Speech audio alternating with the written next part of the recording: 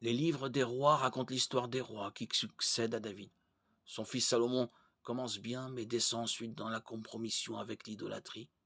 Lorsque le fils de Salomon devient roi, les 10 tribus du nord se séparent de lui, divisant le royaume entre le nord et le sud, Israël et Juda. Seules les tribus de Juda et de Benjamin restant fidèles à la lignée de David. Aucun des rois du royaume du nord ne suivit le Seigneur, et seuls quelques-uns du sud le firent. Les chroniques en disent plus à ce sujet.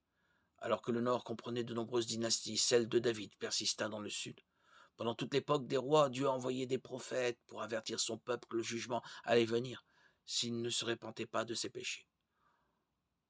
Osée et Amos ont parlé au royaume du nord. Ésaïe, Jérémie et les lamentations écrites par Jérémie, Joël, Michée, Nahum, Habakkuk et Sophonie s'adressaient au royaume du sud et Abdias et Jonas aux nations étrangères. Dieu envoya finalement le jugement. Le peuple, ne voulant pas se repentir, le royaume du nord fut détruit par la Syrie vers 722 avant Jésus-Christ et le royaume du sud fut vaincu par Babylone en 586 avant Jésus-Christ.